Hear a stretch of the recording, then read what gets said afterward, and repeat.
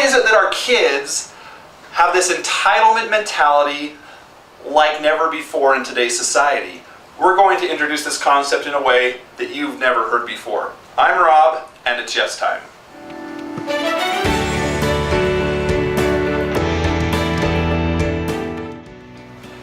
As we talk about why entitlement is rampantly spreading in our society today, I want to start with a story.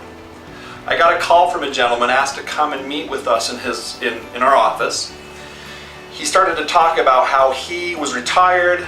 He was probably around 70, I don't know his exact age, and that now his mission was helping create laws and rules for our nation. He had traveled to the United Nations at times that were favorable to families. And he had saw some of our information regarding how the brain works, and the limbic system and the prefrontal cortex, as we talked about in the prior module. He said, I got to understand this better because I don't get this. What is happening in our nation? This topic of addiction and negative behavior is so rampant like we've never seen before.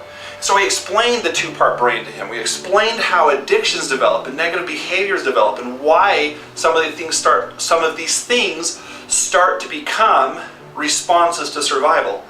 And he stopped and he was like, wow, this is explaining a lot. This is explaining why our kids are becoming so entitled. We have so many offerings. And I said to him, what do you mean by that? So when I was growing up, I worked. I got up early in the morning and I went to work. I would then go to school, I would then do homework, I would then work and go to bed. My addiction was when I would look forward to going out on the lake with my dad and my grandpa. None of this makes sense to me until you talk to me about what's happening in today's society. So what is happening in today's society? And it comes back to this acronym for the triggers we talked about, which is BLAST off. It stands for bored, lonely, angry, stressed, tired, overwhelmed, frustrated, and fear. Maybe 50 years ago, when we were experiencing these emotions, the amount of resources we had to solve these emotional triggers were a lot more limited. Today, we have so many different things. Like we talked about, when we're tired, we can take a nap or we can drink a caffeinated beverage. And we can solve that tired issue even if it's unhealthy and temporary. So I had a client who was seeing me for a while, and he was having a really hard time at home, a really hard time grasping the concept of not having to give in to his negative behaviors in a quick way. It was always about what drug he could take, or viewing pornography, or getting in major fights with his parents. It was all about fight or flight. In other words, we would even sit down and he had a hard time focusing in a disciplined way, even for a few minutes in a therapy session. So I had an idea come to me. I said, okay, what's your favorite place to eat fast food? And he was like, what? What are you talking about? And I said, no, we're going to go somewhere with this. He told me his restaurant of choice, and then I said, okay, let me be the employee of that restaurant. You're going to drive through the drive-thru. And as we did this role play, here's how it went down. I said, welcome to the restaurant. What can I get for you? He then ordered his food of choice, and then I said, as the employee, okay, that'll be $5 and we'll have that ready for you in 60 minutes. My client stopped me, he just laughs, he goes, what? No. And I said, no, yeah, is there a problem? And he said, yeah. Well, what's the problem? I don't want to wait 60 minutes. Yeah, well, we're behind on orders, it's just going to be a little wait. Is that okay? And he responded, no. So what should I do? Well, I'll cancel my order. And then my question to him was, who made that rule? Well, what rule? Who made the rule that you can't wait 60 minutes for food? Society, I guess. Everyone else, the restaurant. I said, exactly, we made that rule as society. Whereas 100 years ago, I might go to a restaurant, and even today we'll go sit down somewhere and expect that process to take 60 to 90 minutes. Because that's our expectation. Entitlement has so much to do with expectation. And so here's what I had this client do? I had him go to that restaurant, fast food restaurant of choice, and sit there for 60 minutes observing, not ordering anything, not eating anything, just observing. I gave him the assignment and he came back and he said, that was miserable. I said, well, what was miserable about that? He's like, everyone was eating my favorite foods and I was just sitting there observing. There were some cute girls, but that was about it. And I said, did you eat anything? He says, no, you told me not to. I said, well, why did you listen to me? Well, because it was the expectation I had. So that's exactly right. That was your expectation. Your expectation changed. You were there for a different purpose. You were there for a different reason, and you did it. You were able to re-engage your prefrontal cortex. How cool is that? When's the last time you were feeling triggered that you told your prefrontal cortex communicated with your limbic system in a healthy way? And he's like, oh, yeah, I guess you're right. That is pretty cool. Over the next few months, as we went back to this experience over and over again, this client started making amazing progress because he had a success. His expectations, even though society's expectations didn't change, his did. He had an experience that changed his expectations. It's not really anyone's fault in particular that we have this entitlement mentality or these expectations that have been skewed to where we need everything quickly and efficiently. I call this a 60-second society, where we need things in 60 seconds or less. In fact, when I used to work at a certain fast food chain back a few years ago, they had this big push for 60 seconds or less. All the other restaurant fast food chains then followed that. We need to do things quickly because people are demanding it. And we can get this key thing when we do it, which is money. It's all about how quickly can we release and get products into the hands of society so that we can take care of pains and make money from that. This is the nation we live in. We call this a nation of addiction because it's the nation and our expectations and wanting things quicker and quicker. Let's go back to the late 70s. We had the sexual revolution, technology was starting to kind of boom, we had the first computers coming out, the first monstrous cell phones, remember those? Everyone looked at cell phones as a gimmick, as something that was almost this novelty for uppity businessmen perhaps. If you would have told your child, hey, that's the cool in thing, they would have said, no, it's kind of ugly. I don't want one of those. And if you were to ask your kids today, hey, you want a cell phone? And you handed them this big monstrous cell phone, they'd laugh at you, literally. It wasn't that long ago, it was literally 30 years ago. Then in the 90s, Yahoo, Google, AOL, they all incorporate. We have this internet revolution. I remember parents saying things like, oh, that's just a fad. That's just something, that a new technology, you know, it might go somewhere, it might not. I mean, are you kidding me? Look at where it's gone, and not where it's gone, but to download something on the internet just 20 years ago, it took this long.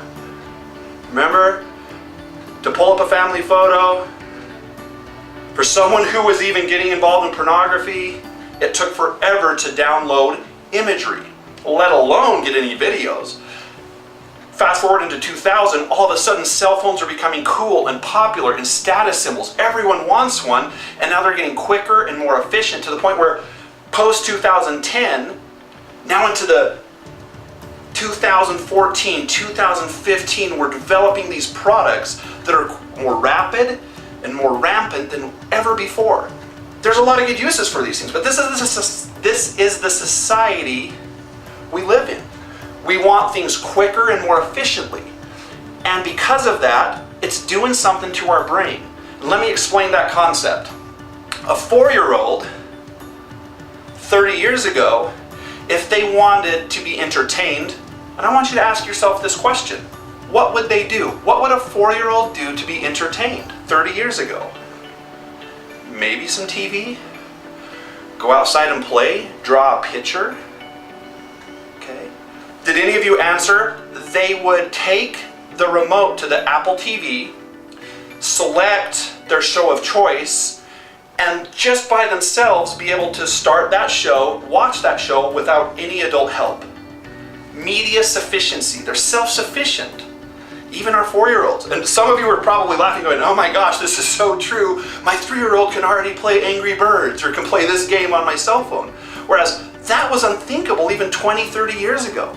In other words, before the limbic system is fully developed, what's happening with our kids is those nodes and neuroconnectors in their brain are becoming predisposed to needing the quick solution, the media fix, or whatever else it is, as quickly and efficiently as possible, before they can logically process. Even 6 through 12, we're still not logically processing on a high level. Yet we're totally integrated, and a lot of kids are becoming addicted to substances or materials or pornography or negative behaviors before they really have a chance to emotionally and logically process what that's all about. So this 60-second society, this nation of addiction that we live in, where the younger and younger our kids are becoming I have some friends in tune to who so feel much that's of this the best information. method. And you know what? It might scare us. Everyone Might to say, their oh own. no, I've got to totally repress and isolate my child. That's not the solution. The solution is teaching, educating, channeling these emotions. Some of our greatest leaders and greatest technological experts, some of our greatest advancements are going to come because of what's happening in the rapid development of our children's brains. There's some really neat things that are going to take place because of this. It's us as parents, as loved ones. It's you as an individual who have the power to help channel those things. And here's how we're going to do that. We're going to change a paradigm. We're going to change a stereotype that our society has created. And here's that stereotype. It's that pain is not okay. What happens in our society and throughout business, and I'm not here to knock businesses. I am a huge proponent of commerce, of industry, of the American dream, of us taking an idea and becoming sufficient through that idea. Yet often what happens is we get these products and materials that are meant specifically to numb pain. You know what? Being able to get a quick drink of water, get a quick bite, that's important to me. I'm a busy individual. And so a lot of these things that are out there are not unhealthy. A lot are. In order to numb the stress of a relationship, an individual can take a drug, or can use alcohol, or can go numb through another substance or material. And we all know that those things, those reactions are unhealthy. Yet, how many of you have seen that commercial that just shows the amazing good-looking people and the cool group, that they're hanging out with while they're drinking the beer? How many of you have seen a commercial that shows a teenager in their vomit being admitted to the hospital for alcohol poisoning? Yet that happens every single day in our nation. We are teaching as a nation one side of the story. We're teaching what's exciting, what's beautiful, what's easy to fix and quick to fix. We're not teaching about the realities of pain. So the great paradigm shift that takes place first with you is that pain is okay. Pain is okay. Kids are going to lose sometimes. They're going to fail sometimes. But I am here to tell you that each child is created with a great amount of potential. And through failure and through pain, that potential is realized. It's not through solving every problem for them. It's allowing them to experience the hard things of life. I'm not here to tell the masochistic story either. It's not about throwing them into all these painful situations. We're all smart here. You're intelligent.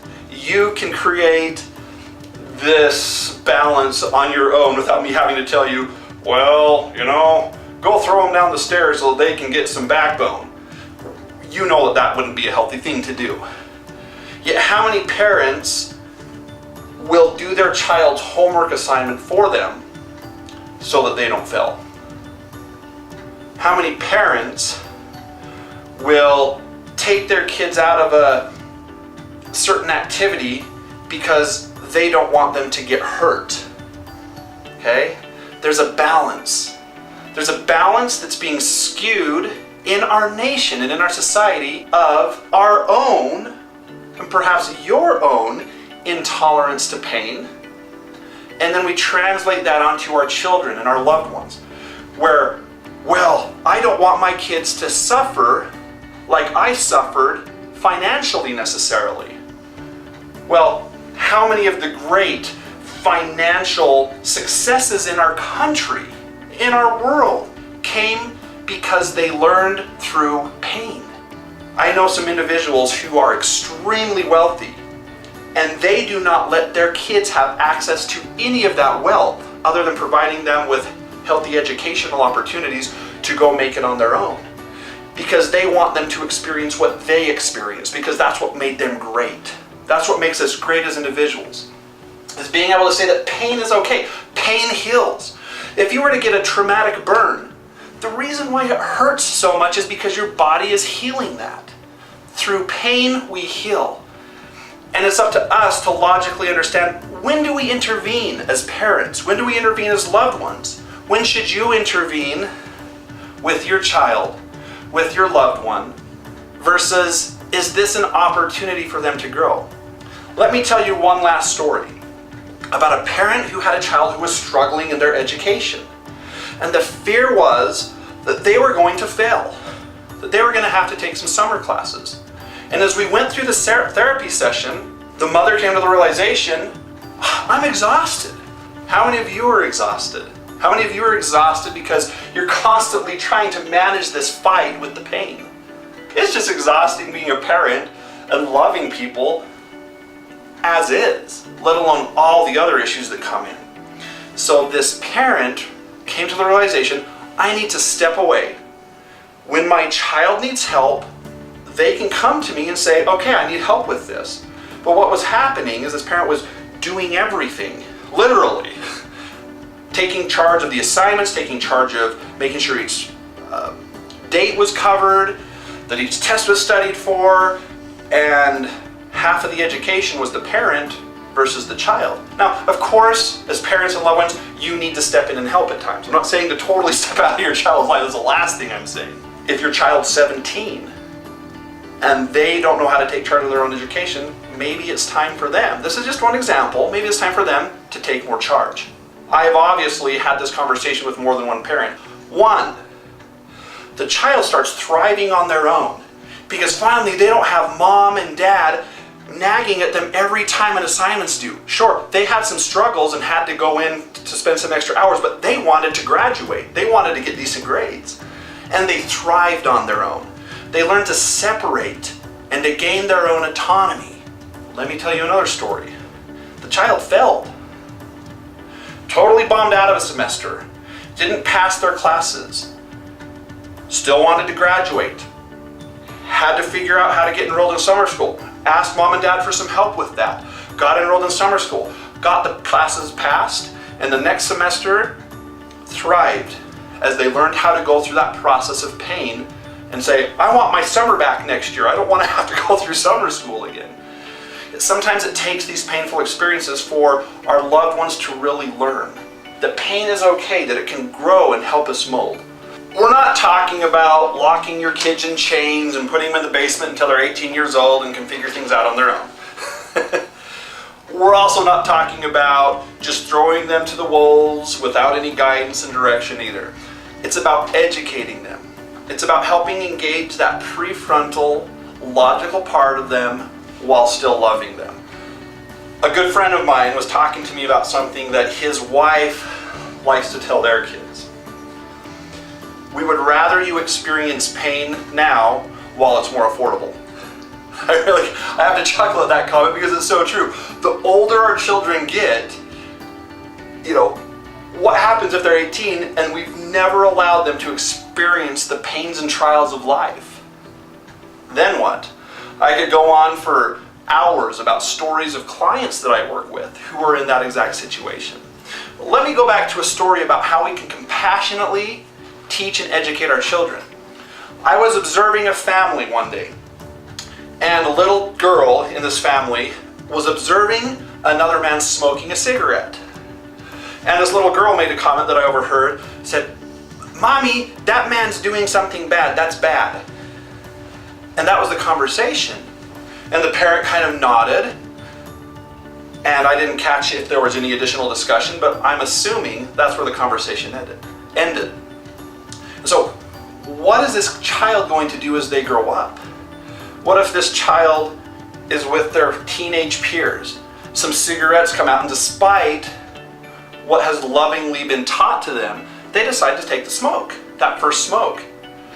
I can promise you, if that's the paradigm, if that's the conversation they've learned, they're going to think, I just did something bad, I am bad.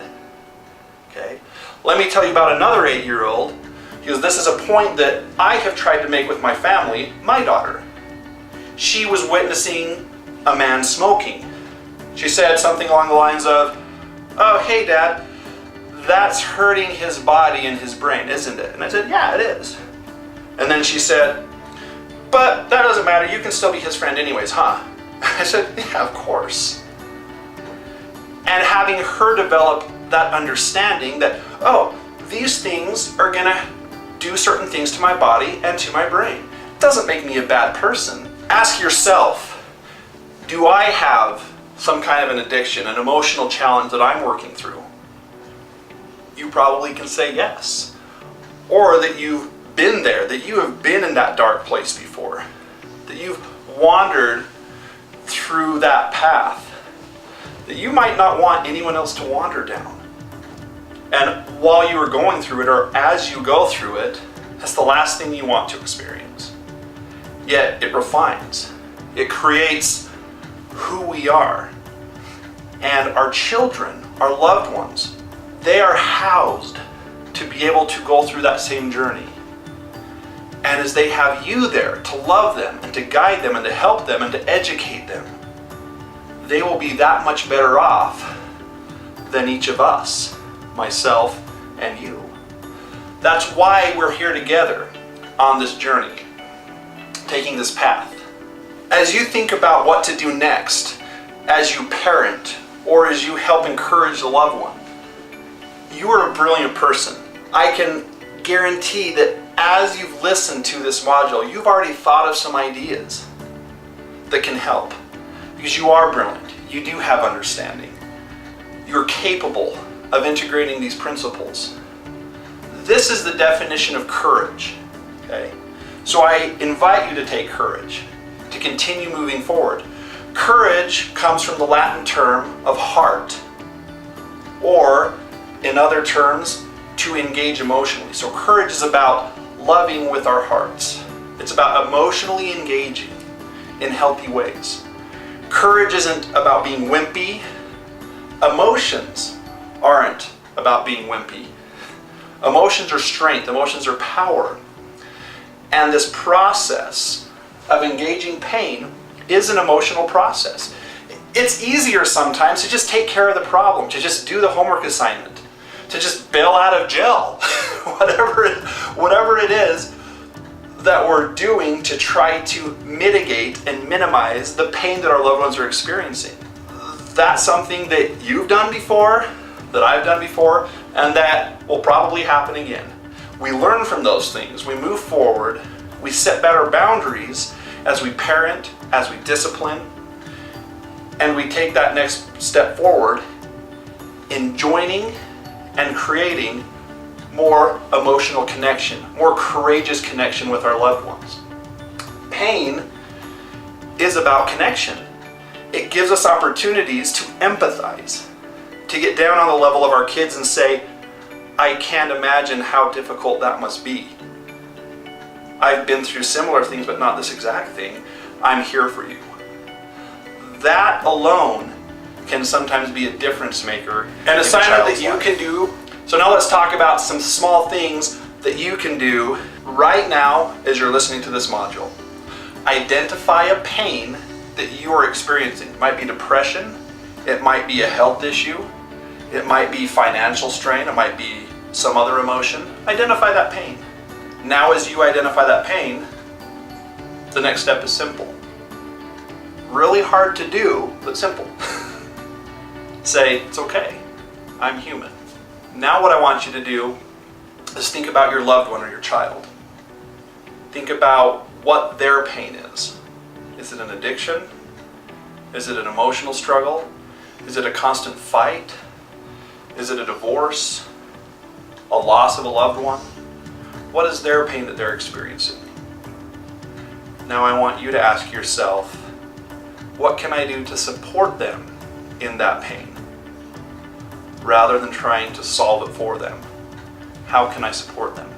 Now as we go through the remaining modules in these series, we're going to get a lot more in depth of when we should step in, when we shouldn't, what are appropriate strategies, when are we overstepping our bounds. We're going to get a lot more in depth on this. So I'm really looking forward to going through the upcoming modules with you.